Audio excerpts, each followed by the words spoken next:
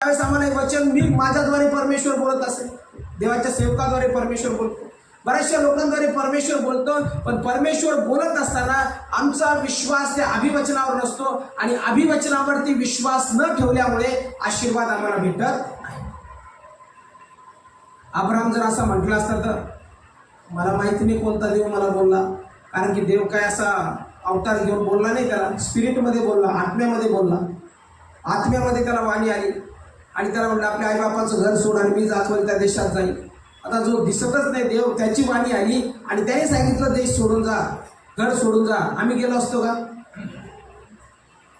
अब्रामाच्या जागी आपणच असतो तर आपण काय केलं असतं? आज्ञापालन केलं नसतं. आपण म्हणलं असतं मला आणखी काहीतरी चिन्ह दे, आणखी काहीतरी सांग, मग मी ऐकल तुझं.